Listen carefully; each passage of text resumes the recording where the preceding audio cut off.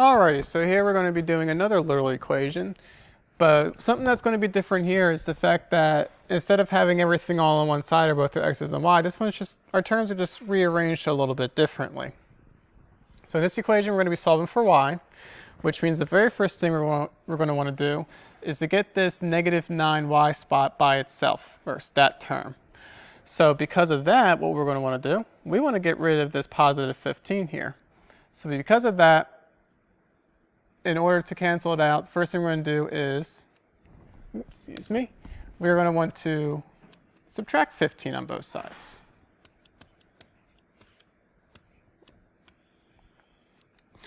So the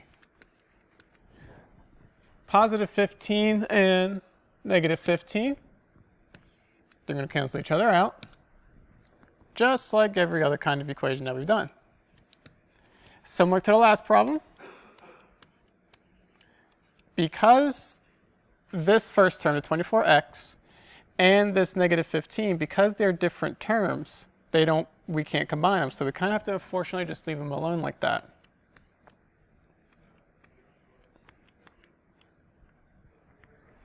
Now for the last step, what we're going to do is get rid of this negative 9 coefficient that's in front of this y. Very similar to before. So we're going to divide it out. And now what we have is negative 9 divided by negative 9. Again, cancel those guys out. We're left with y. And then over here, the first one we're going to do, we're going to leave it exactly as is. Now it's perfectly okay for y to be on the right-hand side. Some students are used to just having everything written down. Some students are used to having everything written out where x or y is on the left-hand side, but it still means the same exact thing if you're going to have it on the right-hand side. So both of these are equivalent. You don't have to worry about switching everything all around. So what we can do here to kind of show is that both of these pieces are being divided by negative 9.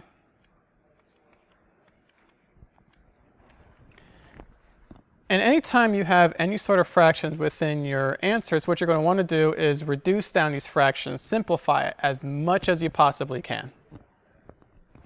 So for this first fraction, 24x divided by negative 9, this first term right here, we can reduce both the numerator and denominator by 3. 24 divided by 3 gives us 8. 9 divided by 3 gives us 3. And the important thing is the sign here. Our numerator is positive, our denominator is negative. So positive divided by a negative will give us a negative. We're going to do the same thing for the next fraction. Negative divided by a negative gives us a positive. And again, you can reduce 15 over 9. You can divide both top and bottom by 3. 15 divided by 3 gives us 5. 9 divided by 3 again gives us 3.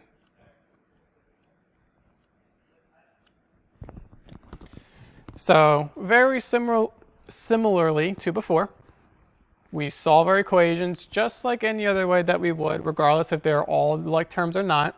Since these are literal equations, we just couldn't really combine those terms. And then as we went along, we did reduce down as much as we can. That's because when we multiply or divide, you are allowed to reduce down the fractions. That is something you are allowed to do whenever you're just kind of going along. And that's something that you should be doing as well. But aside from that, that is that question as well.